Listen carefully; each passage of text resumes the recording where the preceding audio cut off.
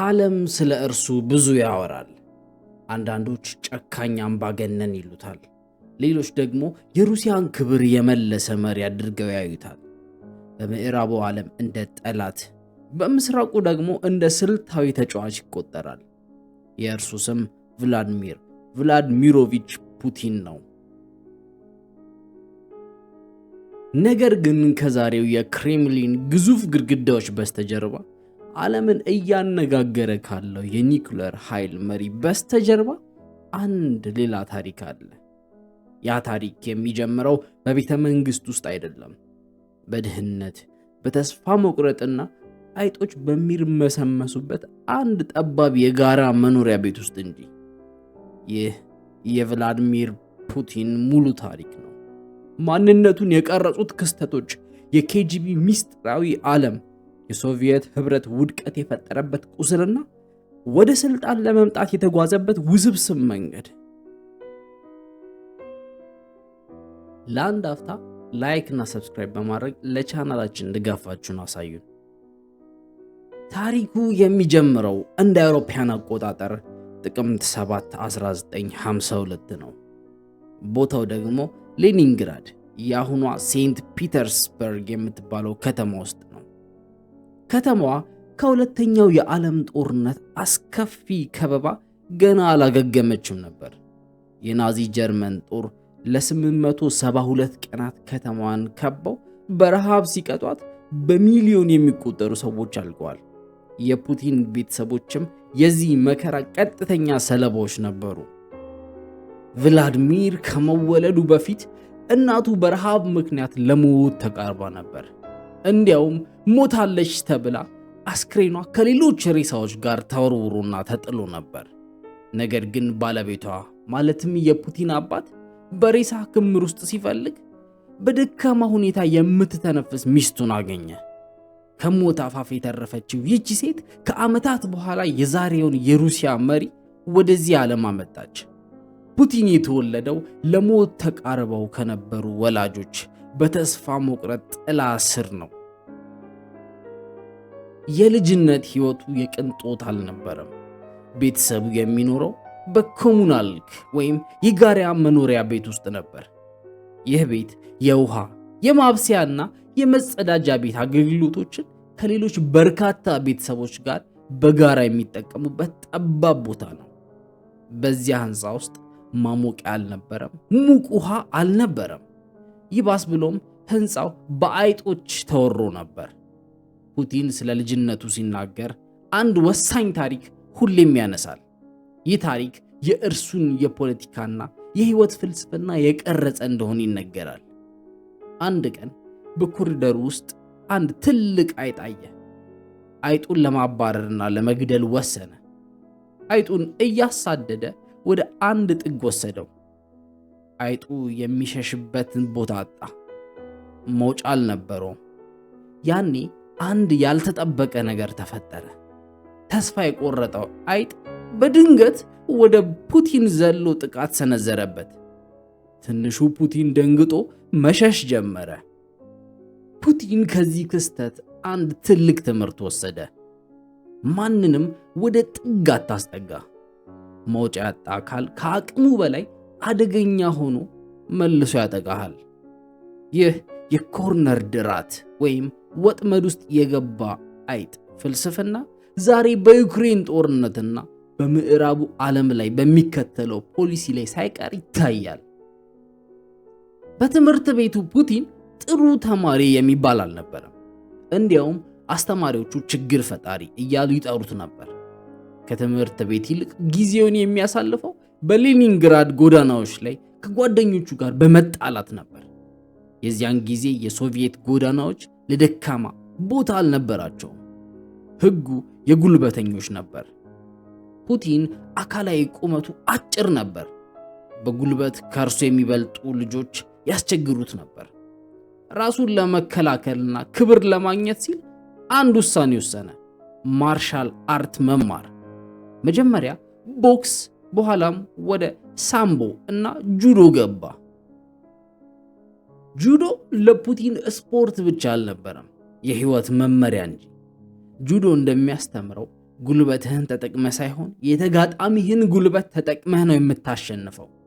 ሚዛን መጠበቅ፣ ታጋሽ መሆንና በተገቢው ሰዓት ገዳይ ምት መሰንዘር። ይህ የጁዶ ፍልስፍና የፑቲንን ባህሪ ቀይሮታል።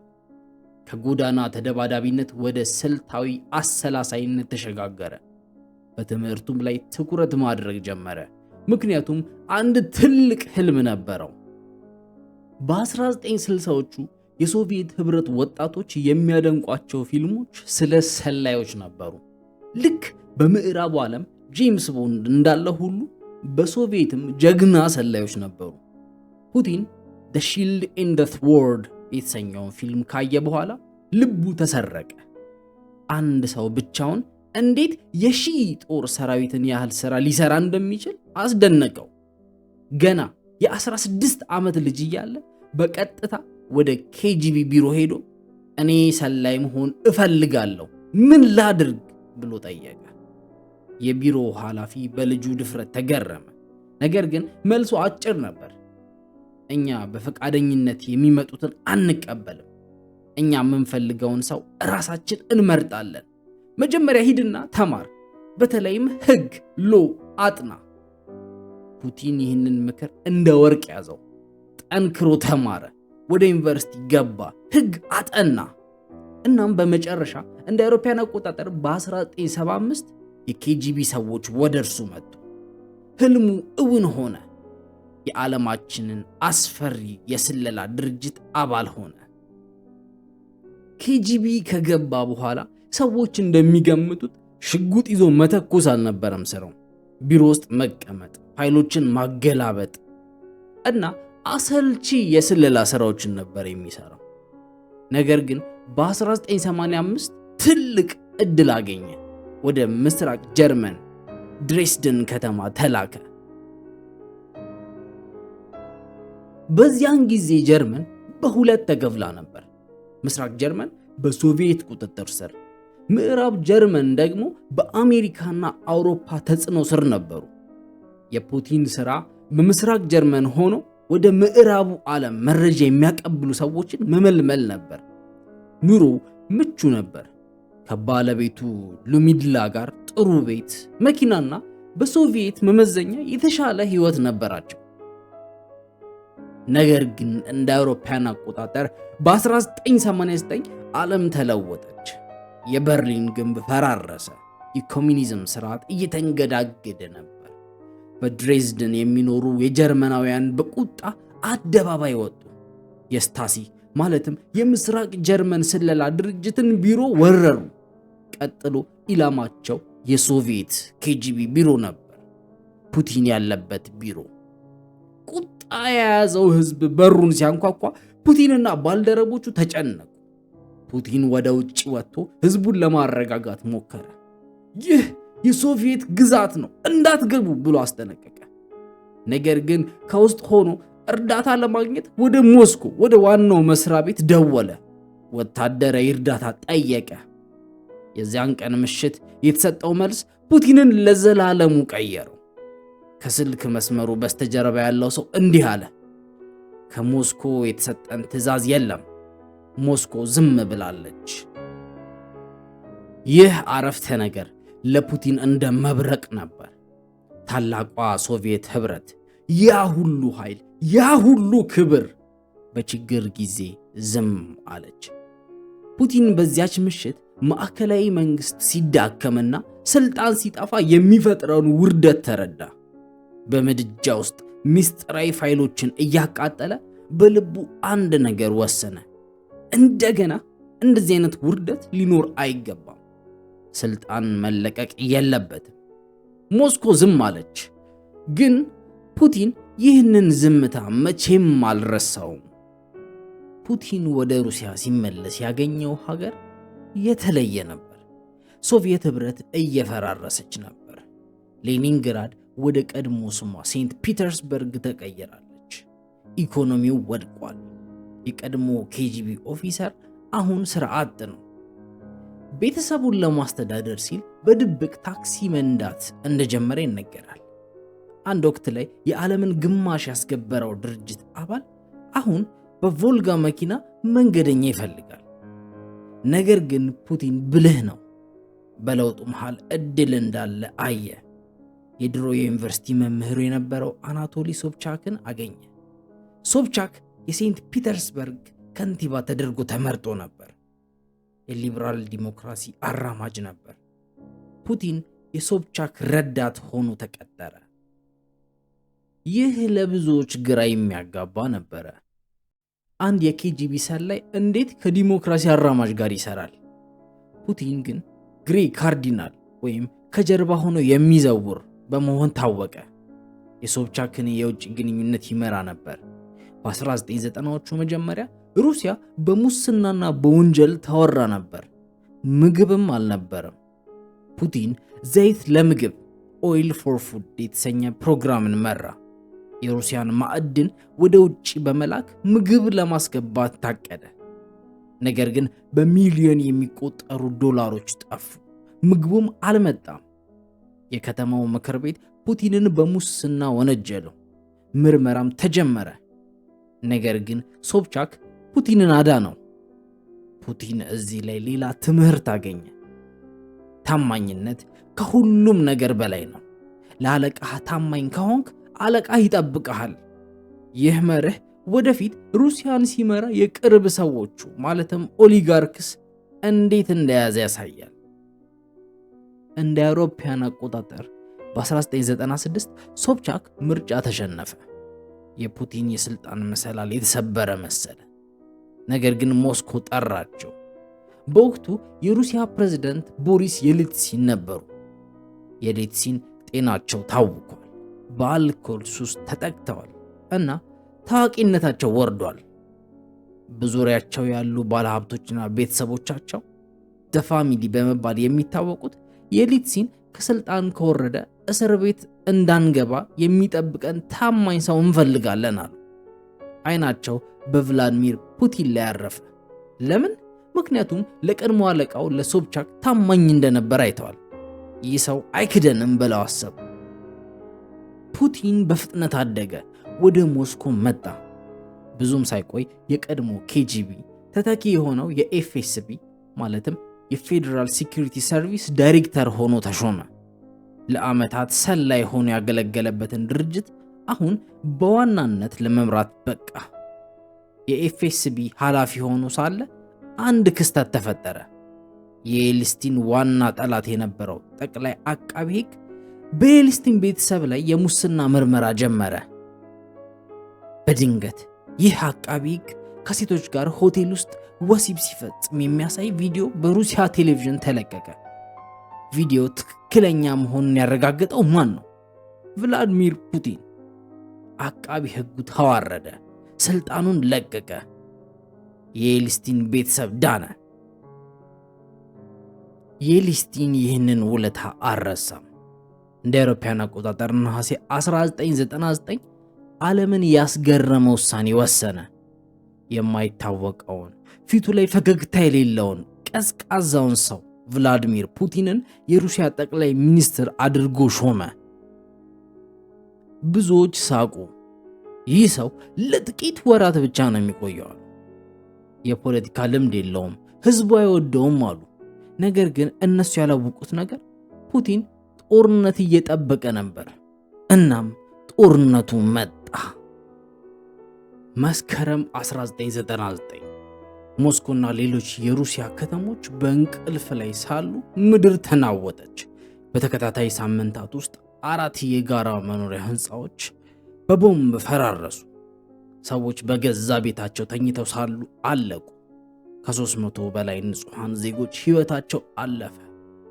ፍርሃት ሩሲያን ወረራት። እያንዳንዱ ሩሲያዊ ማታ ወደ ቤቱ ሲገባ ዛሬ ህንፃዬ ይፈርስ ይሆን ብሎ ይሰጋ ነበር። የሩሲያ መንግስት ጣቱን ወዲያው ወደ ቼቼንያ አማጽያን ቀሰረ። ቼቼንያ ከሩሲያ ለመገንጠል የምትታገል የሙስሊም ግዛት ነበረች። ከጥቂት ዓመታት በፊት ሩሲያ ከቼቼንያ ጋር ጦርነት ገጥማ በአሳፋሪ ሁኔታ ተሸንፋ ነበር። አሁን ግን ቁጣው ገንፍሎ ወጣ። ህዝቡ በቀል ፈለገ።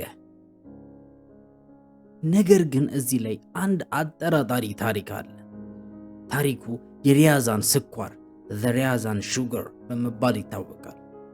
በሪያዛን ከተማ ነዋሪዎች 3 ሰዎች ወደ አንድ ህንፃ ምድር ቤት ቤዝመንት ስኳር ተብሎ የተጻፈባቸውን ከረጢቶች ሲያስገቡ አዩ። ፖሊስ ተጠርቶ መጣ። ከረጢቶቹ ሲመረመሩ ውስጥ የነበረው ስኳር ሳይሆን ሄክሶጅን የተባለ ከፍተኛ ፈንጂ ነበር። ቦምቡን ያጠመዱት ሰዎች ተያዙ። የሚገርመው ነገር እነዚህ ሰዎች የቼቼንያ ሽብርተኞች አልነበሩ። የሩሲያ ስለላ ድርጅት ኤፍኤስቢ አባላት ነበሩ። የኤፍኤስቢ ዋና ኃላፊው ወዲያው መግለጫ ሰጠ። ይህ የሽብር ሙከራ ሳይሆን ልምምድ ነበር፣ በከረጢቱ ውስጥም የነበረው ስኳር ነው አለ። ህዝቡ ግራ ተጋባ። ብዙዎች ጠረጠሩ። ፑቲን ጦርነት ለመጀመርና ስልጣኑን ለማጠናከር ሲል ሆን ብሎ በገዛ ህዝቡ ላይ ቦምብ አፈነዳ የሚለው ጥያቄ እስከ ዛሬ ድረስ መልስ አላገኘም። ግን አንድ ነገር እርግጥ ነበር። ፑቲን ይህንን አጋጣሚ በሚገባ ተጠቀመበት። የቦምብ ፍንዳታዎቹን ተከትሎ ፑቲን በቴሌቪዥን ቀረበ። ከዚህ በፊት ታይቶ የማያውቅ ንዴትና ቁርጠኝነት በፊቱ ላይ ይነበብ ነበር።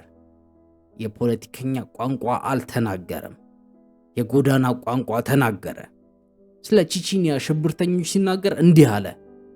ሽብርተኞችን በየትኛውም ቦታ እናሳድዳቸዋለን። አውሮፕላን ማረፊያ ካገኘናቸው እዚያው እንይዛቸዋለን። ይቅርታ አድርጉልኝና መጸዳጃ ቤት ውስጥ ማለትም ሽንት ቤት ተደብቀው ብናገኛቸው እንኳን እዚያው እንቀብራቸዋለን። ይህ ንግግር የሩሲያን ህዝብ ልብ ማረከ። ለዓመታት የኤሊትሲንን ስካርና ድካም ሲያዩ የነበሩ ሩሳውያን አሁን አንድ ወጣት ጉልበታምና ጨካኝ መሪ አገኙ። ይህ ሰው ይጠብቀናል አሉ። ፑቲን የሩሲያን ጦር ወደ ቼቼንያ ላከ። ሁለተኛው የቼቼንያ ጦርነት ተጀመረ። በዚህኛው ጦርነት ሩሲያ ምህረት አልነበራትም። የቼቼንያ ዋና ከተማ ግሮዝኒ በቦምብ ደብድባ ወደ ፍርስራሽነት ቀየረች። የተባበሩት መንግስታት ድርጅት ግሮዝኒን በምድር ላይ የወደመች ከተማ ብሎ ጠራት። በሺዎች የሚቆጠሩ ሲቪሎች ሞቱ። ግን በሞስኮ ፑቲን ጀግና ሆነ። የድጋፍ መጠኑ ከ2% ወደ 50% ከዚያም ወደ 70% አመራ። ጦርነቱ የፖለቲካ መሰላል ሆነለት። እንደ አውሮፓውያን አቆጣጠር ዲሴምበር 31 1999 ዓለም አዲሱን ሚሊኒየም ለመቀበል እየተዘጋጀች ነው። በሩሲያ ቤቶች ውስጥ ሰዎች ሻምፓኝ ከፍተው የፕሬዝዳንት የኤሊትሲንን የአዲስ ዓመት ንግግር እየጠበቁ ነው። ቦሪስ የኤሊትሲን በቲቪ መስኮት ታዩ። ድምፃቸው ይንቀራፈፋል፣ ፊታቸው ያበጠ ነው። በድንገት ያልተጠበቀ ንግግር አደረጉ። ለመጨረሻ ጊዜ እንደ ፕሬዝዳንት እናገራቸዋለሁ። ደክሞኛል፣ እለቃለሁ። ይቅርታ አድርጉልኝ፣ ህልማችሁን ማሳካት አልቻልኩም። ከዚያም ስልጣኑን ለቭላድሚር ፑቲን አስረከቡ። የሩሲያ የኒኩለር ሻንጣ ኒኩለር ብሪፍኬስ ቁልፍ ለፑቲን ተሰጠ። ይህ ቅጽበት ተምሳሌታዊ ነበር። ደካማዋና የሰከረችው ሩሲያ አበቃች። አዲሷና ጠንካራዋ ሩሲያ በፑቲን መሪነት ተጀመረች። በመጋቢት 2000 ምርጫ ተደረገ። ፑቲን ብዙም አልተከራከረም፣ አያስፈልገውም ነበር። እርሱ ሰውየው ነበር። በምርጫው ዋዜማ ሱ-27 የሚባለውን ተዋጊ ጀት ራሱ እያበረረ ወደ ቼቼንያ ሄደ። ይህ ምስል ለሩሲያውያን ግልጽ መልእክት ነበረው። እኔ ፖለቲከኛ ብቻ አይደለሁም፣ እኔ ተዋጊ ነኝ። ፑቲን በምርጫው 53% ድምፅ አግኝቶ በመጀመሪያው ዙር አሸነፈ። ነገር ግን ጨረቃ ሁሌ ሙሉ አይደለችም። ፑቲን ፕሬዝዳንት በሆነ በወራት ውስጥ ነሐሴ 2000 ላይ ትልቅ ፈተና ገጠመው። ኩርስክ የተሰኘችው ግዙፍ የኒኩለር ሰርጓጅ መርከብ በባረንትስ ባህር ውስጥ ወታደራዊ ልምምድ እያደረገች ነበር። ይህች መርከብ የሩሲያ ባህር ኃይል ኩራት ነበረች። መጠኗ 2 የእግር ኳስ ሜዳ ያክላል። ልትሰምጥ አትችልም ተብሎ ይታመን ነበር። በድንገት በባህር ውስጥ ትልቅ ፍንዳታ ተሰማ። ኩርስክ ወደ ባህሩ ወለል ሰጠመች። በውስጧ 118 መርከበኞች ነበሩ። አብዛኞቹ በፍንዳታው ወዲያውኑ ሞቱ። ነገር ግን 23 መርከበኞች በኋለኛው ክፍል በሕይወት ተረፉ። ኦክሲጅን እስኪያልቅ ድረስ እርዳታ እየጠበቁ ነበር። ፑቲን በዚህ ጊዜ ምን አደረገ? ይህ የውሳኔ ሰዓት ነበር። ዓለም ሁሉ አይኑን ሩሲያ ላይ ጣለ። ነገር ግን ፑቲን በሶቺ ከተማ ለእረፍት እየሄደ ነበር። አልተመለሰም። ለቀናት ዝም አለ። የሩሲያ ባህር ኃይል መርከበኞቹን ለማዳን የሚያበቃ መሳሪያ አልነበረውም። ብሪታንያ እና ኖርዌይ እርዳታ እንላክ፣ ሰዎቹን እናውጣቸው ብለው ለመኑ። ፑቲንና ጀነራሎቹ ግን አያስፈልግም፣ የውጭ ኃይል ሚስጥራችንን ያይብናል ብለው እምቢ አሉ። ቀናት አለፉ። በባህሩ ውስጥ ያሉት መርከበኞች ተስፋ ቆረጡ። በመጨረሻም ኦክሲጅን አለቀ፣ ሁሉም ሞቱ። ፑቲን ከእረፍት ተመልሶ ወደ ቦታው ሲሄድ ሕዝቡ በቁጣ ጠበቀው። አንዲት እናት ልጇን ያጣች በፑቲን ፊት ቆማ ስትጮህ ታየች። ልጆቻችን ምን አደረጓችሁ? ይሄ ነው ወይ መሪነት? እያለች ስትጮህ የደህንነት ሰዎች መርፌ ወቅተው ሲያስወጧት የሚያሳየው ቪዲዮ በቴሌቪዥን ተላለፈ። ይህ ለፑቲን ትልቅ ውርደት ነበር። ሲኤንኤን ፑቲንን ቃለ መጠይቅ አደረገለት። ላሪ ኪንግ ጠየቀው፣ ለመሆኑ በኩርክስ መርከብ ላይ ምን ተፈጠረ? ፑቲን በትንሽ ፈገግታ እንዲህ አለ፣ ሰጠመች። ይህ መልስ የብዙዎች ልብ ሰበረ፣ ጨካኝነቱን አሳየ። የኩርክስ አደጋ ለፑቲን ትልቅ የፖለቲካ ትምህርት ሰጠው። ሕዝቡ ለምን ጠላው፣ ለምን ተዋረደ ብሎ ሲያስብ መልሱ አንድ ነበር፣ ሚዲያ። በዚያን ጊዜ የሩሲያ የቴሌቪዥን ጣቢያዎች በግል ባለሀብቶች ኦሊጋርኮች እጅ ነበሩ። በተለይም ቦሪስ ቤሬዞቭስኪ እና ቭላድሚር ጉሲንስኪ የሚባሉ አይሁዳዊ ሩሲያውያን ባለሀብቶች ሚዲያውን ይቆጣጠሩ ነበር። እነዚህ ሚዲያዎች የፑቲንን ውድቀት በኩርክስ አደጋ ጊዜ በግልጽ አሳይተው ነበር። ፑቲን አንድ ውሳኔ ወሰነ። ስልጣኔን ለማጠናከር መጀመሪያ እነዚህን የሚዲያ ሰዎች ማጥፋት አለብኝ። አንድ ቀን ክሬምሊን ውስጥ ኦሊጋርኮችን ማለትም የሩሲያ የናጠጡ ሀብታሞችን ሰበሰበ። አንድ ግልጽ ማስጠንቀቂያ ሰጣቸው። ሀብታችሁን ያዙ፣ እኔ የሰጠኋችሁን ንብረት አላስነካባችሁም። ነገር ግን አንድ ሕግ አለ። ከፖለቲካው እጃችሁን አንዙ። ፖለቲካው የኔ ነው፣ ሀብቱ የእናንተ ነው። ይህንን መስመር ያለፈ ዋጋ ይከፍላል። አንዳንዶች ታዘዙ፣ አንዳንዶች ግን ራሳቸውን ከፑቲን በላይ አድርገው የሚያዩት ማስጠንቀቂያውን ናቁት። ይህ ደግሞ ወደ ቀጣዩ ደም አፋሳሽ የፖለቲካ ጦርነት ይወስደናል። ፑቲን እውነተኛውን ፊቱን ማሳየት የጀመረው አሁን ነው። ቦሪስ ቤሬዞቭስኪ የዘጠናዎቹ ሩሲያ ፊት አውራሪ ነበር። የሂሳብ ሊቅ፣ በኋላም የነዳጅና የሚዲያ ባለሀብት። ፑቲንን ከሴንት ፒተርስበርግ አምጥቶ ለየሌትሲን ያስተዋወቀው። ለምርጫው ገንዘብ ያዋጣው እርሱ ነው። ራሱን እንደ የክሬምሊን አባት ጋድፋዘር ኦፍ ክሬምሊን ይቆጥር ነበር። ነገር ግን የኩርክስ መርከብ አደጋ ከተፈጠረ በኋላ ቤሬዞቭስኪ በቴሌቪዥን ጣቢያው ፑቲንን መውቀስ ጀመረ። ፑቲን ደካማ ነው፣ የልጆቻችንን ሕይወት አላዳነም አለ። ፑቲን ይህንን እንደ ክህደት ቆጠረው። ለኬጂቢ ሰው ታማኝነትን ማፍረስ የሞት ያህል ወንጀል ነው። ፑቲን ቤሬዞቭስኪን ጠራው። ጣቢያህን ለመንግስት አስረክብና ከሀገር ውጣ፣ አለበለዚያ እስር ቤት ተበሰብሳለህ አለው። ቤሬዞቭስኪ አላመነም። እኔ እኮ ነኝ የፈጠርኩ ብሎ አሰበ። ነገር ግን የፑቲን አቃቢ ሕጎች ክስ መደራረብ ጀመሩ። ቤሬሶቭስኪ በፍርሃት ወደ ለንደን ኮበለለ። ከዚያ በኋላ ወደ ሩሲያ በህይወት አልተመለሰም።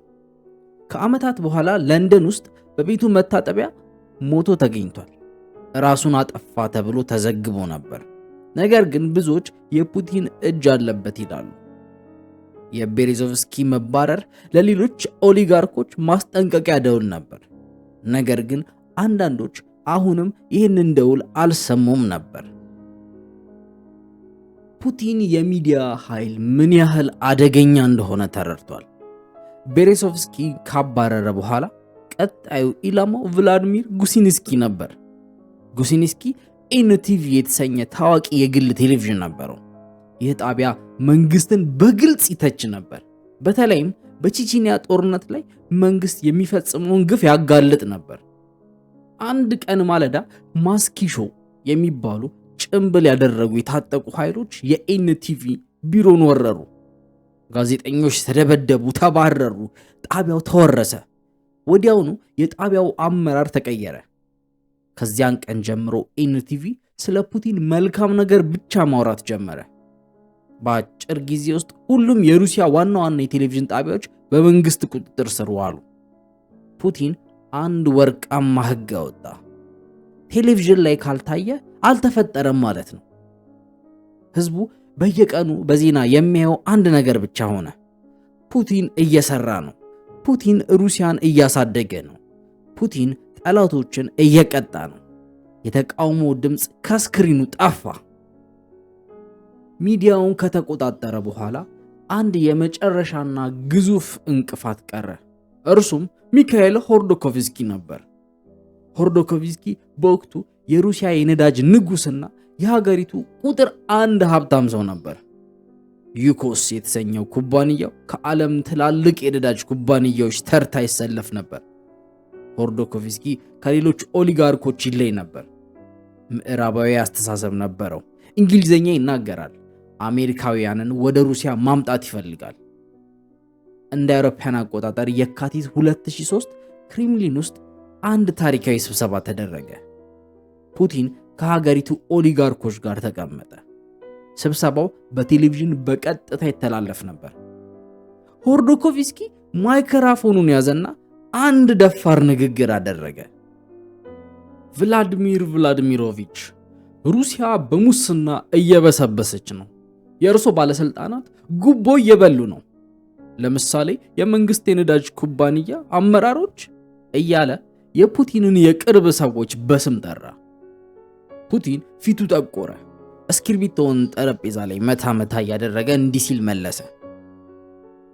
ሆርዶቭስኪ፣ ስለ ሙስና እያወራን ከሆነ ዩኮስ እንዴት ግብር እንደሚሰርቅ ብናወራስ? ይህንን ሁሉ ሀብት እንዴት እንዳገኘ ብንመረምርስ? ይህ ማስጠንቀቂያ ነበር። አርፈህ ተቀመጥ፣ መስመርህን እወቅ የሚል። ነገር ግን ሆርዶቭስኪ አልሰማም። ለተቃዋሚ ፓርቲዎች ገንዘብ መስጠት ጀመረ። የፓርላማውን አባላት በገንዘብ ገዛ። እንዲያውም ዩኮስን ለአሜሪካ ኩባንያ ኤክሰን ሞቢል ለመሸጥ ድርድር ጀመረ። ፑቲን ይህንን እንደ ሉዓላዊነት ጥሰት አየው።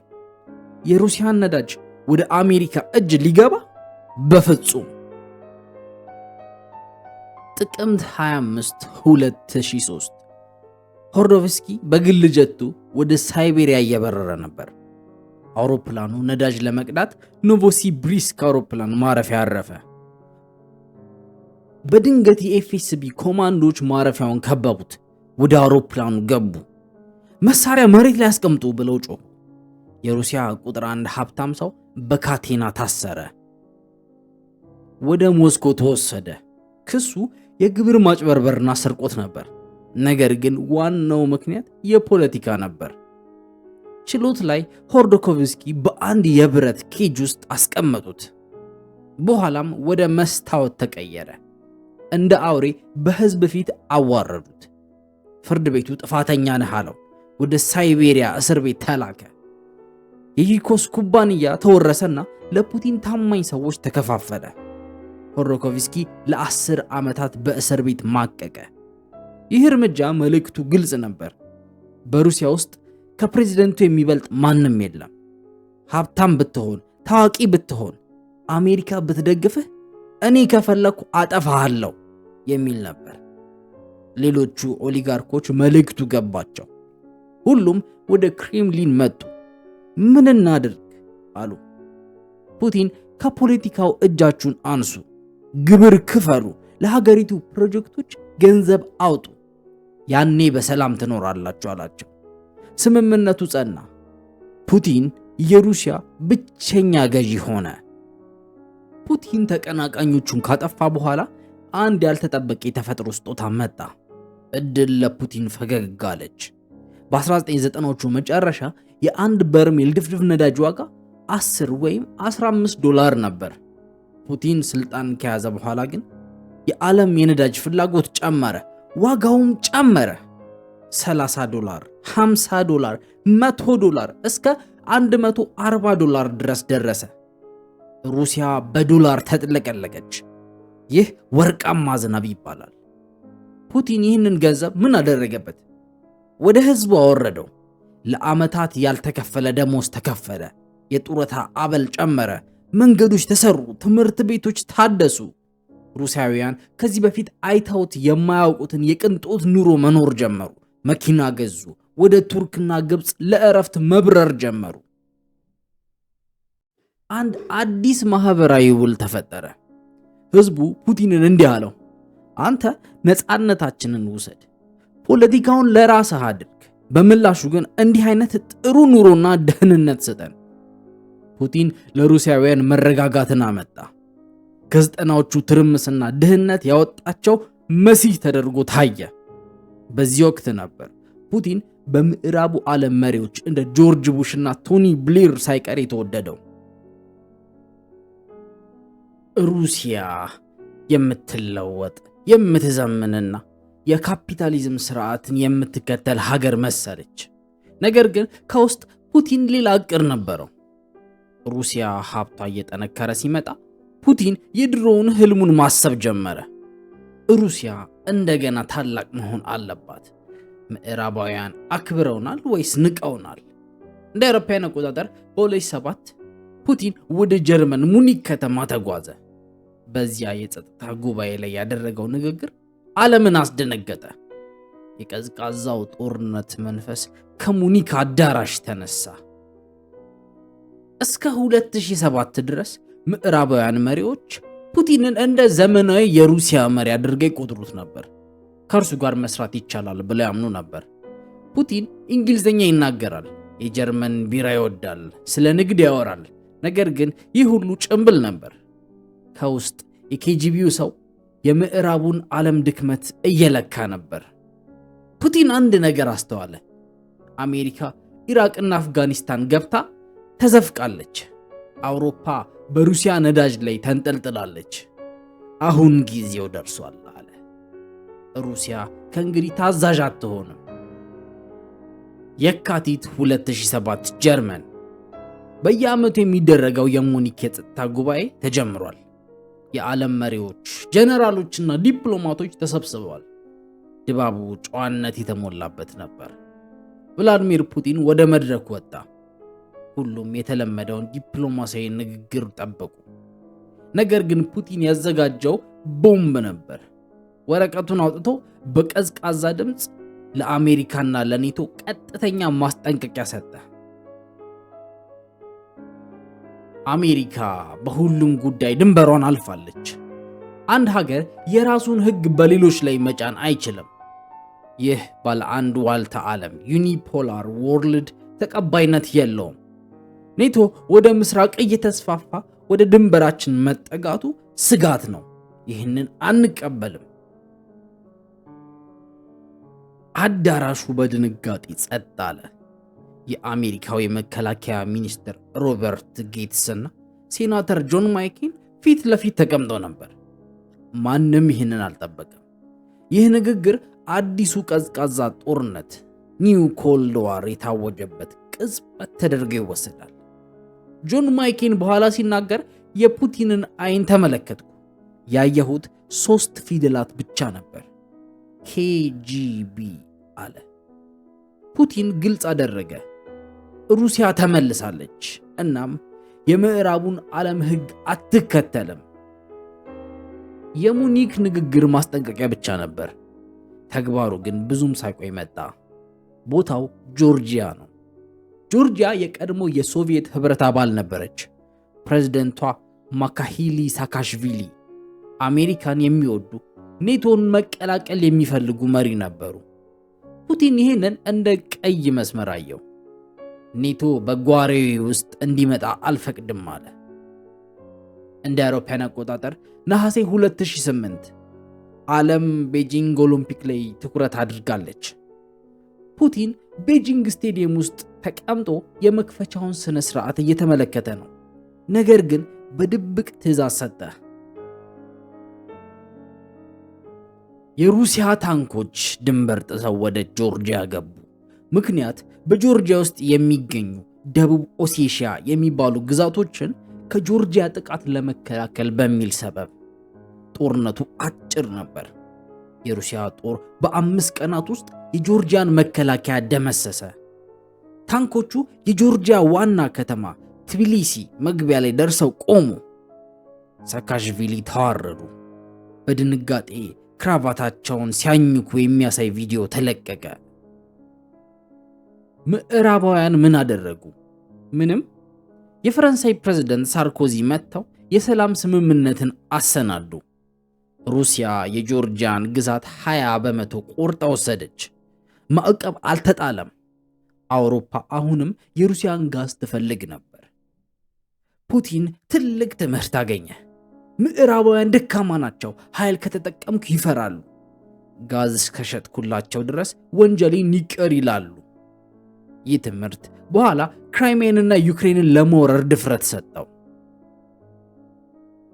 እንደ አውሮፓውያን አቆጣጠር በ2008 የሩሲያ ህገ መንግስት ፑቲን ለሶስተኛ ጊዜ ፕሬዝዳንት እንዳይሆን ይከለክል ነበር። ፑቲን ህግ አክባሪ መስሎ መታየት ፈለገ። ስለዚህ አንድ ዘዴ ቀየሰ። ዲሚትሪ ሜድቬዴቭ የተባለ ጓደኛውን ፕሬዝዳንት አደረገው። ራሱም ደግሞ ጠቅላይ ሚኒስትር ሆነ። ሜድቬዴቭ ለስላሳ ሰው ናቸው። አይፎን ይጠቀማሉ። የምዕራባውያን ዓለም ሙዚቃ ያዳምጣሉ። ኢንተርኔት ይወዳሉ። ምዕራባውያን በኢሳት ተስፋ አደረጉ። ሩሲያ አሁን ወደ ዲሞክራሲ ትመለሳለች አሉ። የአሜሪካው ፕሬዝዳንት ባራክ ኦባማ እና ሂላሪ ክሊንተን ከሩሲያ ጋር ግንኙነት ለማድረስ ሪሴት በተን ተጫኑ። ነገር ግን ይህ ሁሉ ድራማ ነበር። እውነተኛው ስልጣን ያለው ጠቅላይ ሚኒስትር ፑቲን እጅ ነበር። ሜድቬዴቭ ወንበሩን የሚያሞቁ ሞግዚት ብቻ ነበሩ። ፑቲን ከጀርባ ሆኖ ሀገሪቱን ይዘውር ነበር። እንደ አውሮፓውያን አቆጣጠር መስከረም 2011 ላይ ሜድቬዴቭ እና ፑቲን በአንድ መድረክ ላይ ወጡ። ሜድቬዴቭ እንዲህ አሉ፣ በሚቀጥለው ምርጫ እኔ አልወዳደርም። ቭላዲሚር ፑቲን ተመልሶ ፕሬዝዳንት ይሆናል። ህዝቡ ደነገጠ። ምን እየተፈጠረ ነው? እኛን አልጠየቁንም እኮ፣ ስልጣኑን እንደ የግል ንብረታቸው እየተቀያየሩት ነው የሚል ስሜት ተፈጠረ። ከዛም በታህሳስ ወር የፓርላማ ምርጫ ተደረገ። የምርጫ ውጤት የፑቲንን ፓርቲ አሸናፊ አደረገ። ነገር ግን በዚህ ጊዜ አንድ አዲስ ነገር ነበር። ስማርት ስልኮች። ሰዎች የምርጫ ጣቢያዎች ላይ የድምፅ መስጫ ካርዶች ሲሰረቁና ሲጭበረበሩ በቪዲዮ ቀርጸው ዩቲዩብ እና ፌስቡክ ላይ ለቀቁት። ቁጣው ገንፍሎ ወጣ።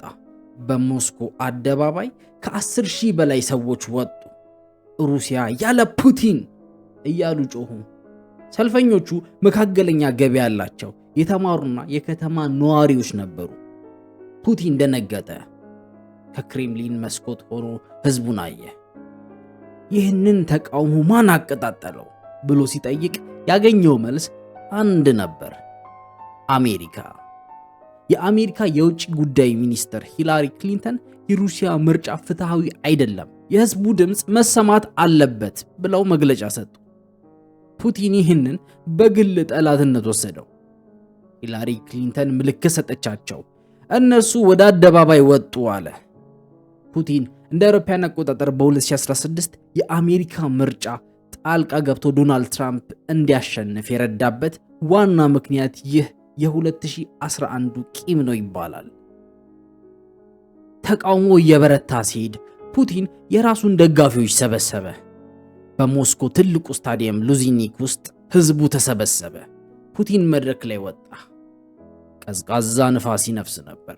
ፑቲን ግን ንግግር ሲያደርግ ከዓይኑ እንባ ወረደ። አንዳንዶች በንፋስ ነው ይላሉ፣ ደጋፊዎቹ ግን ስለ ሀገሩ ያለው ፍቅር ነው አሉ። ለሩሲያ እንሞታለን፣ አሳልፈን አንሰጣትም ብሎ ጮኸ። ምርጫው መጣ። ፑቲን አሸነፈ፣ 63% ድምፅ አግኝቶ። ግን ይህ አዲስ ፑቲን ነበር። ሊብራል የሚባለውን ጭንብል አወለቀ። ወዲያውኑም እርምጃ መውሰድ ጀመረ። ተቃውሞ ማድረግ ወንጀል ሆነ። ኢንተርኔት ላይ የሚጻፉ ነገሮች ቁጥጥር ተደረገባቸው። የውጭ ወኪል የሚባል ህግ ወጣ።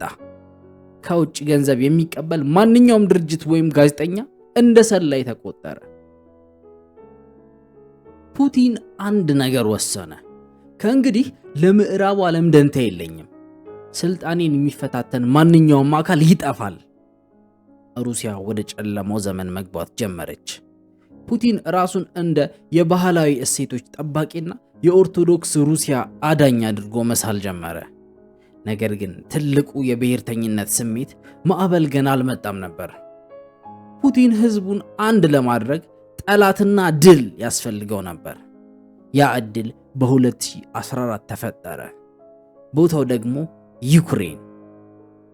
እንደ አውሮፓውያን አቆጣጠር በ2013 መጨረሻ ላይ ፑቲን ምዕራባውያን በዩክሬን ውስጥ እያሴሩበት እንደሆነ አመነ። ዩክሬን ለፑቲን ጎረቤት ሀገር ብቻ አይደለችም። የሩሲያ ታሪክ፣ ባህልና ሃይማኖት የተወለደው ከኪየቭ ነው። ዩክሬን የሌላት ሩሲያ ኢምፓየር መሆን አትችልም የሚል ጥልቅ እምነት አለው። በዚህ ወቅት የዩክሬን ፕሬዝዳንት የነበሩት ቪክቶር ያኒኮቪች ለሩሲያ ታማኝ ነበሩ። ነገር ግን ህዝቡ ወደ አውሮፓ መቅረብ ይፈልግ ነበር። ይህ የፍላጎት ግጭት በኪየቭ አደባባዮች ላይ ፈነዳ። እናም ፑቲን በህይወት ዘመኑ የፈጸመውን ትልቁን ቁማር ተጫወተ።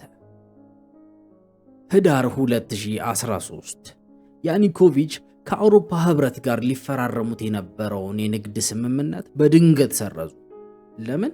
ፑቲን $15 ቢሊዮን ብድርና ርካሽ ጋዝ ቃል ስለገቡላቸው። የዩክሬን ወጣቶች ተቆጡ፣ ወደ ሜዳን አደባባይ ወጡ። ቀናት አለፉ፣ ሳምንታት ነጎዱ። ተቃውሞ ወደ አመጽ ተቀየረ። ያኒኮቪች ተጨነቁ። ፖሊስ ተኮሰ። ከ100 በላይ ሰዎች ሞቱ። በመጨረሻም ያኒኮቪች በየካቲት 2014 በድብቅ ሄሊኮፕተር ተሳፍረው ወደ ሩሲያ ኮበለሉ። ፑቲን ይህንን እንደ መፈንቅለ መንግስት አየው። አሜሪካ የራሷን ሰዎች ኪየቭ ላይ ሾመችብኝ አለ። በዚያው ሰዓት ሩሲያ የሶቺ ኦሎምፒክ እያዘጋጀች ነበር። ፑቲን ዓለምን በኦሎምፒክ እያዘናጋ በሌላ እጁ ወታደራዊ ኦፕሬሽን አዘዘ። ዓላማው የዩክሬንን ክራይሚያ መውሰድ። ክራይሚያ በታሪክ የሩሲያ የባህር ኃይል መሰረት ነች። የካቲት 27 2014 በክራይሚያ ጎዳናዎች ላይ መለያ የሌላቸው ዘመናዊ የጦር መሳሪያ የታጠቁ ወታደሮች ታዩ። የሩሲያ ባንዲራ አልነበረባቸውም። ፊታቸውን በጭንብል ሸፍነዋል። ህዝቡ እነማን ናቸው ሲል ጠየቀ። ትናንሽ አረንጓዴ ሰዎች ተባሉ። ፑቲን በቴሌቪዥን ቀርበው ተጠየቁ፣ እነዚህ ወታደሮች የሩሲያ ናቸው? ፑቲን መለሰ፣ አይደሉም፣ እነዚህ የአካባቢው ሚሊሻዎች ናቸው። ዩኒፎርሙን ከሱቅ ገዝተው ሊሆን ይችላል። ይህ ውሸት ነበር፣ ነገር ግን ዓለምን ግራ ለማጋባት በቂ ነበር። እነዚህ ወታደሮች የክራይሚያን ፓርላማ፣ አየር ማረፊያና የዩክሬን ጦር ሰፈርን ተቆጣጠሩ። የዩክሬን ወታደሮች ትዕዛዝ ስላልነበራቸው እጃቸውን ሰጡ። በ3 ሳምንታት ውስጥ ክራይሚያ ህዝበ ውሳኔ ሪፍረንደም አደረገች። 97% ህዝብ ወደ ሩሲያ መቀላቀል መረጠ ተባለ።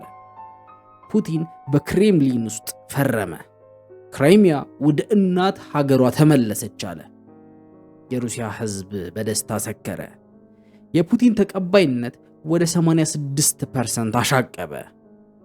ለሩሲያውያን ፑቲን የታሪክን ስህተት ያረመ ጀግና ሆነ። ለምዕራቡ ዓለም ግን ሕግ ጣይ ወንበዴ ሆነ። ክራይሚያን በቀላሉ ከወሰደ በኋላ ፑቲን ምስራቅ ዩክሬንን ዶንባስን ለመውሰድ ፈለገ። እዚህም ተመሳሳይ ዘዴ ተጠቀመ። የሩሲያ ወኪሎች ወደ ዶኔትስክና ሉሃንስክ ገብተው ሕዝቡን አነሳሱ። የመንግሥት ሕንፃዎችን ያዙ። የሕዝብ ሪፐብሊክ አወጁ። ግን በዚህ ጊዜ ዩክሬን መልሳ መዋጋት ጀመረች።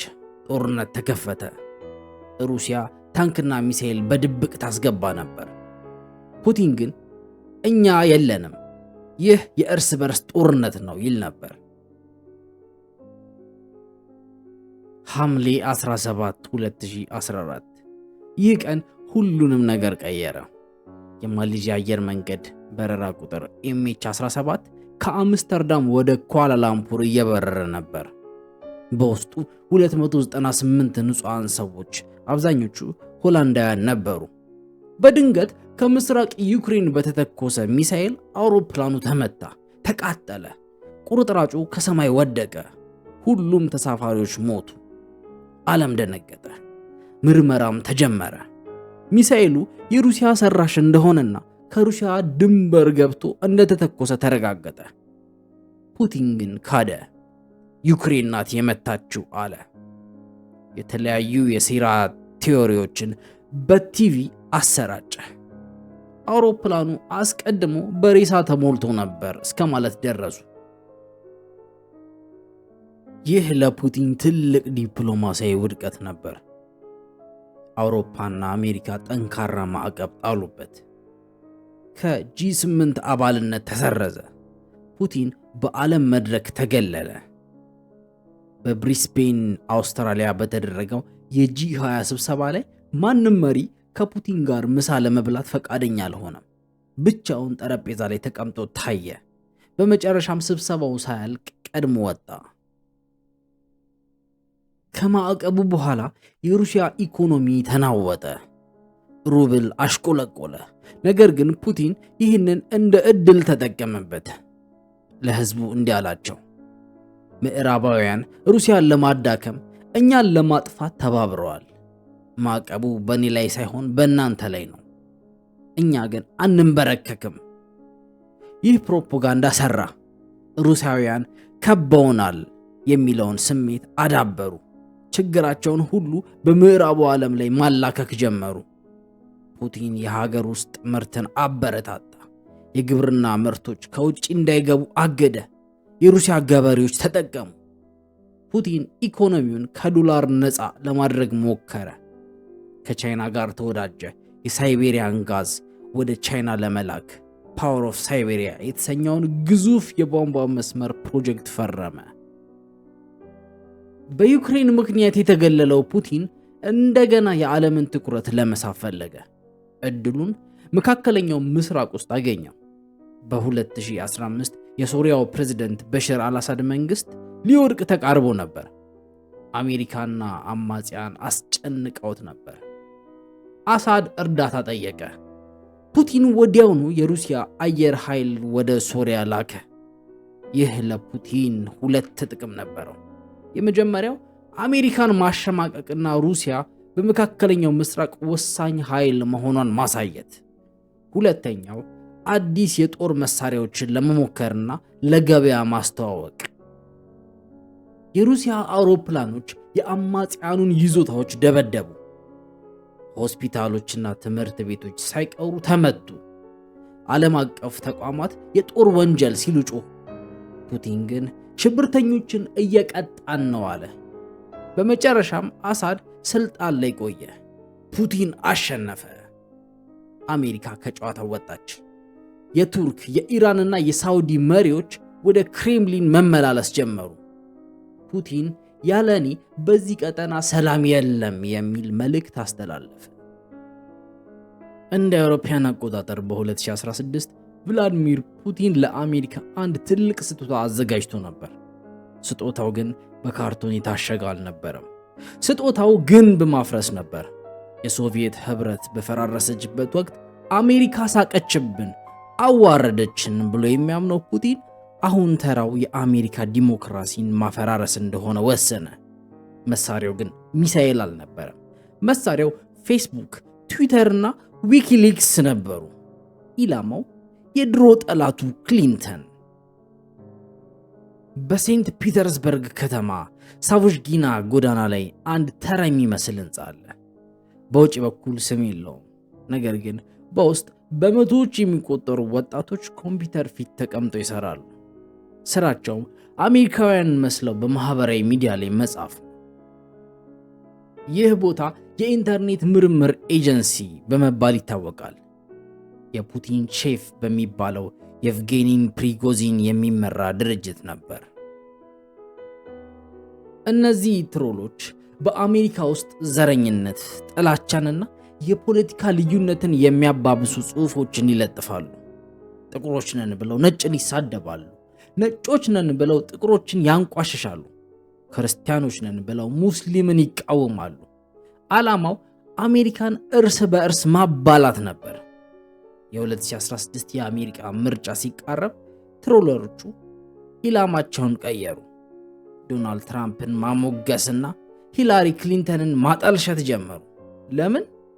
ፑቲን ትራምፕን እንደ ወዳጅ ወይም ቢያንስ አሜሪካን የሚያዳክም መሪ አድርጎ ስለሚያያቸው፣ ሂላሪን ግን ይጠላቸዋል። በ2011 በሩሲያ የተነሳው ተቃውሞ እንደመሩ ስለሚያምን። የሩሲያ ወታደራዊ ስለላ ድርጅት የዲሞክራቲክ ፓርቲን ኮምፒውተሮች ሃክ አደረገ። የሂላሪን ኢሜሎች ሰርቆ ለዊኪሊክስ አቀበለ። ዊኪሊክስ በየቀኑ አዳዲስ ኢሜሎችን እየለቀቀ የምርጫውን ውጤት ቀየረው። ትራምፕ አሸነፉ። ፑቲን በሞስኮ ሻምፓኝ ከፈተ። የአሜሪካ ዲሞክራሲ እንደተዋረደ አመነ። ይህ ለኬጂቢው ሰው ትልቅ ድል ነበር። ፑቲን ውጭ ያለ ጠላቱን ብቻ ሳይሆን ከዳተኞች ብሎ የሚጠራቸውን ሩሲያውያንንም ማደን ቀጠለ። ለፑቲን ክህደት ይቅርታ የለውም።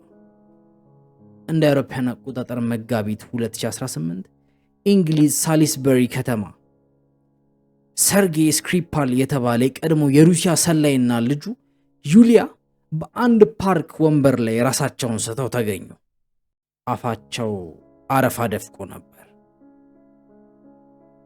ምርመራ ሲደረግ የተመረዙት ኖቪቾክ በሚባል የነርቭ መርዝ እንደሆነ ታወቀ። ይህ መርዝ በሶቪየት ዘመን በላብራቶሪ ብቻ የሚሰራ እጅግ ገዳይና ምልክት የማይተው ነው። ማንም ግለሰብ ሊያገኘው አይችልም፣ መንግስት ብቻ ነው። የእንግሊዝ ጠቅላይ ሚኒስትር ቴሬዛ ሜይ ጣታቸውን ወደ ክሬምሊን ቀሰሩ። ይህ የሩሲያ ስራ ነው አሉ። ፑቲን ግን ተሳለቀ። እኛ ጋር እንደዚህ አይነት መርዝ የለም፣ ምናልባት እንግሊዞች ራሳቸው ሰርተውት ይሆናል አለ። በኋላ ላይ ሁለት የሩሲያ ቱሪስቶች ሳልስበሪ ካቴድራልን ለመጎብኘት እንደሄዱ ሲናገሩ በቲቪ ቀረቡ። ዓለም ሳቀባቸው። ነገር ግን መልእክቱ ግልጽ ነበር። የትም ብትሄድ፣ የትም ብትደበቅ እኛ እናገኘሃለን። በሀገር ውስጥ ደግሞ ሌላ ጠላት ተነሳ።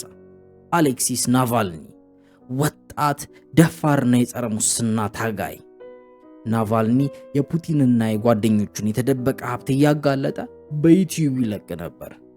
ስለ ፑቲን ሚስጥራዊ ቤተ መንግስት የሰራው ዶክመንተሪ ከ100 ሚሊዮን በላይ ሰዎች ታየ።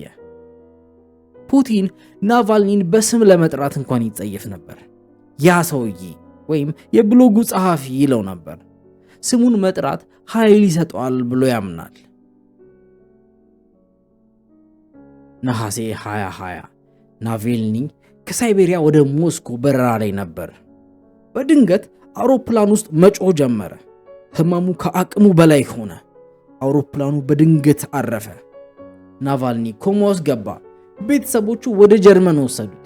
ጀርመን ውስጥ ሲመረመር አሁንም ኖቪቾክ መርዝ ተገኘበት። ናቫልኒ ከሞት ተረፈ። ያደረገው ነገር ግን ዓለምን አስገረመ። ከጀርመን ሆኖ ራሱን የገደሉትን የኤፍኤስቢ ሰላዮች በስልክ አፈላለጋቸው። አንዱን ሰላይ ደወለለትና የከፍተኛ ባለስልጣን ድምፅ አስመስሎ ጠየቀው። ኦፕሬሽኑ ለምን አልተሳካም? ችግሩ ምን ነበር? ሰላዩም በሞኝነት ሁሉንም ነገር ተናገረ። መርዙን በውስጥ ሱሪው ውስጥ ነበር የቀባ ነው። ነገር ግን አውሮፕላኑ ቶሎ ስላረፈ እና ሕክምና ስላገኘ ተረፈ። ይህ ቅጂ በዩቲዩብ ተለቀቀ። ፑቲን እንደገና ተዋረደ። ነገር ግን ናቫሊ ወደ ሩሲያ ሲመለስ አየር ማረፊያ ላይ ተያዘ፣ ወደ እስር ቤት ተወረወረ። ፑቲን በስልጣን ላይ ከ20 ዓመት በላይ ቆይቷል። በ2024 ስልጣኑ ማብቃት ነበረበት። ነገር ግን መልቀቅ አልፈለገም። እኔ ከለቀኩ ሩሲያ ትፈርሳለች ብሎ ያምናል። እንደ አውሮፓውያን አቆጣጠር በ2020 ኮቪድ-19 ዓለምን ባንቀጠቀጠበት ወቅት ፑቲን ህዝባዊ ውሳኔ ሪፍረንደም አዘጋጀ። ህገ መንግስቱ ተሻሻለ። አዲሱ ህግ ፑቲን የነበረውን የስልጣን ዘመን ወደ 0 ቀየረለት። ይህ ማለት ከ2024 በኋላ ለተጨማሪ 2 የስልጣን ዘመናት ማለትም እስከ 2036 እንደ አውሮፓውያን አቆጣጠር መወዳደር ይችላል። በዚያ ጊዜ ፑቲን 83 ዓመት ይሞላል ማለት ነው። እንደ ስታሊን እና እንደ ሩሲያ ንጉሶች እስከ ህይወቱ ፍጻሜ ለመግዛት ወሰነ። ኮቪድ-19 ሲመጣ ፑቲን እጅግ በጣም ፈራ። ቫይረሱ እንዳይዘው ወደ አንድ ሚስጥራዊ ባንከር ገባ። ማንም ሰው ወደ እርሱ መቅረብ አይችልም ነበር። የሚገናኙት ሰዎች ለ2 ሳምንት ተለይተው ወይም ኳራንቲን መቀመጥ ነበረባቸው። በረጅም ጠረጴዛ ጫፍ ተቀምጦ እንግዶችን ያነጋገር ነበር። በዚህ ብቸኝነት ውስጥ ፑቲን ምን ያደርግ ነበር? የታሪክ መጽሐፍትን ያነብ ነበር። ስለ ታላቁ ፒተር፣ ስለ ሩሲያ ኢምፓየር፣ ስለ ሶቪየት ውድቀት ያነብ ነበር። አማካሪዎቹ የቀሩት ጥቂት የደህንነት ሰዎች ብቻ ነበሩ። እነሱም ፑቲን መስማት የሚፈልገውን ብቻ ይነግሩት ነበር። ዩክሬን እውነተኛ ሀገር አይደለችም። የምዕራቡ ዓለም ፈጠራ ነች። ህዝቡ ሩሲያዊ ነው። እኛን እየጠበቁ ነው። ኬቭን ብንወር በ3 ቀናት ውስጥ እንይዛታለን።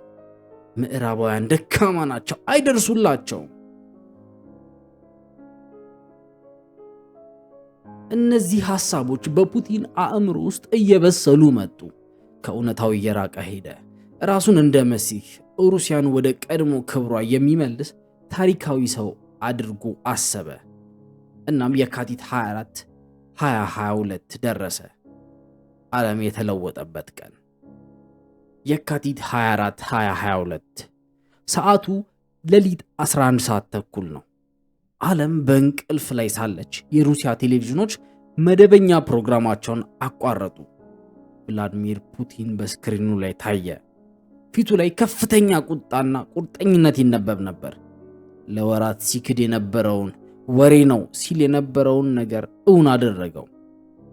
ልዩ ወታደራዊ ኦፕሬሽን ለማካሄድ ወስኛለሁ። ዓላማው ዩክሬንን ከናዚዎች ማጽዳትና ትጥቅ ማስፈታት ነው። ማንም ጣልቃ ለመግባት ቢሞክር በታሪክ አይታችሁት የማታውቁትን ቅጣት ይጠብቃቸዋል። ንግግሩ እንዳለቀ የመጀመሪያዎቹ ሚሳኤሎች ኬቭን፣ ካርኪቭንና ኦዴሳን መደብደብ ጀመሩ።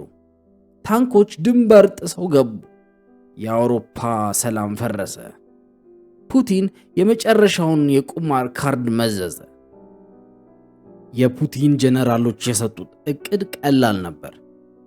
በኪየቭ አቅራቢያ የሚገኘውን ሆስቶሜል አየር ማረፊያ በልዩ ኃይል መቆጣጠር፣ በትልልቅ የጭነት አውሮፕላኖች ወታደሮችን ማራገፍ፣ በ72 ሰዓታት ውስጥ ወይም በ3 ቀናት ኪየቭን መያዝ፣ ፕሬዝዳንት ዘለንስኪን መግደልን ወይም ማሰር፣ የሩሲያን አሻንጉሊት መንግስት መትከልና የድል ሰልፍ ማድረግ።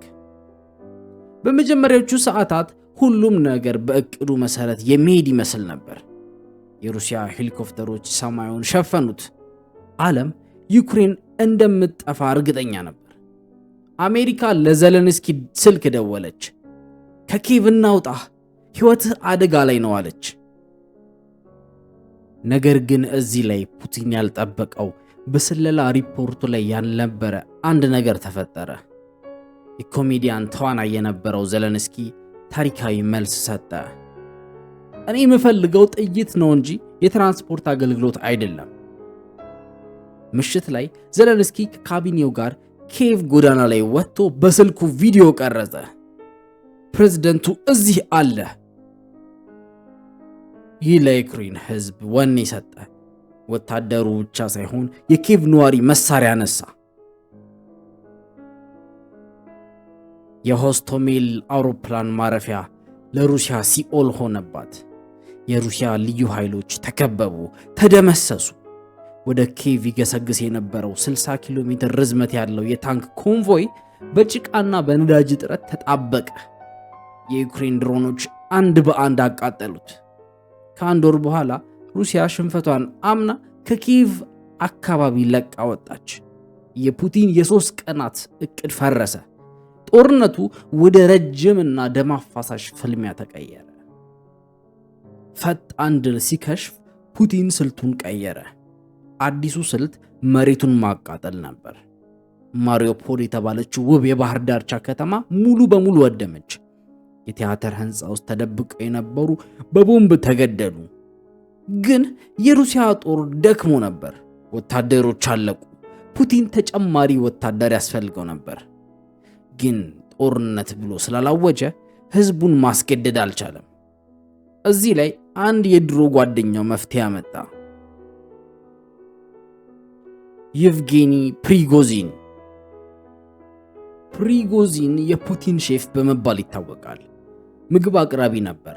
አሁን ግን የግል ጦር መሪ ሆኗል። ዋግነር ግሩፕ የተሰኘው ቅጥረኛ ጦር። ፕሪጎዚን ወደ ሩሲያ እስር ቤቶች ሄደ። ነፍሰ ገዳዮችን፣ ሌቦችንና አስገድዶ ደፋሪዎችን ሰበሰበ። ለ6 ወር ተዋጉ።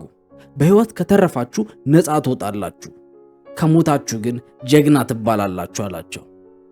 በሺዎች የሚቆጠሩ እስረኞች ወደ ግንባር ተላኩ። በተለይ ባክሙት በምትባል ትንሽ ከተማ ውስጥ ለወራት በፈጀ ጦርነት እነዚህ እስረኞች እንደ ስጋ ተማገዱ። ሩሲያ ከተማዋን ያዘች፣ ግን በሺዎች የሚቆጠሩ ሰዎችን አጣች። ፕሪጎዚን በሬሳዎች መሃል ቆሞ ቪዲዮ ሰራ። የሩሲያ መከላከያ ሚኒስተር እና ዋና አዛዥ በስድብ አወረደ። ጥይት የታል? ልጆቻችንን አስጨረሳችሁ እያለ ጮኸ። ፑቲን ዝም አለ። ይህ ዝምታ ዋጋ አስከፈለው። ሰኔ 23 2023 በሩሲያ ታሪክ ታይቶ የማይታወቅ ነገር ተፈጠረ። ለፑቲን ታማኝ የነበረው ፕሪጎዚን ጦሩን ወደ ሩሲያ አዙሮ ገባ። የዋግነር ታንኮች የሮስቶቭን ከተማ ተቆጣጠሩ። የሩሲያ ደቡባዊ ወታደራዊ እዝን ያዙ። ከዚያም ወደ ሞስኮ ጉዞ ጀመሩ። የሩሲያ ጦር አልተከላከላቸው። እንዲያውም አንዳንዶች አጨበጨቡላቸው። ፑቲን በድንጋጤ በቲቪ ቀረበ። ይህ ክህደት ነው፣ የ1917 አይነት የእርስ በርስ ጦርነት ነው አለ። ሞስኮ ተረበሸች። መንገዶች ተቆፈሩ። ባለስልጣናት በግል ጀት ሸሹ። ፑቲን ስልጣኑ ሊያበቃ 200 ኪሎ ሜትር ብቻ ቀረው። በድንገት የቤላሩስ ፕሬዝዳንት ሉካሼንኮ ጣልቃ ገቡ። ድርድር ተደረገ። ፕሪጎዚን ጉዞውን አቆመ። ወደ ቤላሩስ እንዲሄድ ተወሰነ። ፑቲን ተረፈ፣ ግን ደካማ ሆኖ ታየ። እንዴት አንድ ሆት ዶግ ሻጭ የነበረ ሰው የኒኩለር ኃይል ያላትን ሀገር ሊያስፈራራ ቻለ ተባለ። ፑቲን ይቅርታ ያደርጋል ተብሎ አይታሰብም። ልክ ከ2 ወር በኋላ ነሐሴ 23 2023 ፕሪጎዚን የተሳፈረበት የግል አውሮፕላን ከሞስኮ ወደ ሴንት ፒተርስበርግ ሲበር ከሰማይ ወደቀ። ሁሉም ሞቱ። ፑቲን በቀዝቃዛ ቃላት ፕሪጎዚን ተሰጥኦ ያለው ግን ስህተት የሰራ ሰው ነበር አለ። መልእክቱ ለሁሉም ተላለፈ። ንጉሱን የተፈታተነ መቃብሩ ይቆፈራል።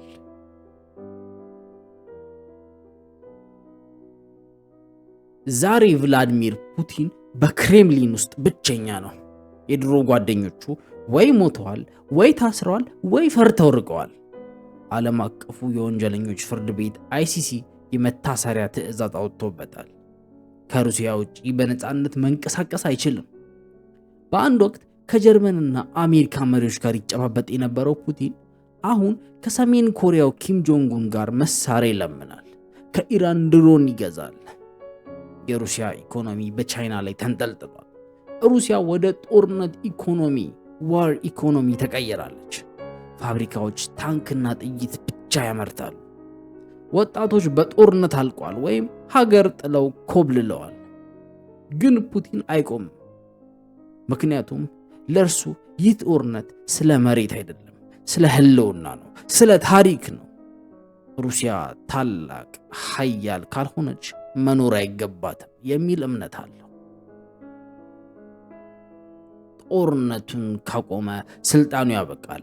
ስልጣኑ ካበቃ ደግሞ ህይወቱ አደጋ ላይ ነው። ስለዚህ ጦርነቱ መቀጠል አለበት።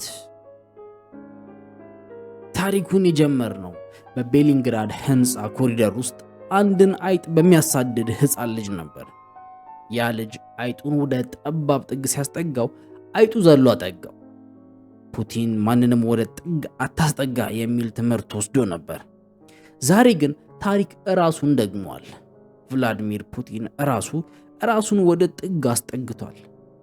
ኔቶን ለማራቅ ብሎ ጦርነት ጀመረ። ነገር ግን ኔቶ ይበልጥ ተጠናከረ።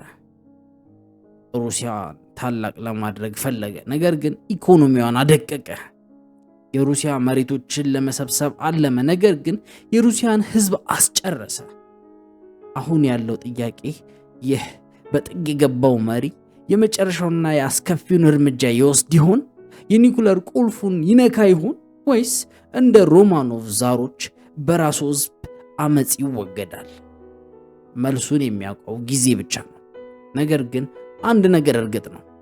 የቭላዲሚር ፑቲን ስም በታሪክ መዝገብ ውስጥ ዓለምን ወደማይመለስበት መንገድ የቀየረ ሰው ተብሎ ይሰፍራል።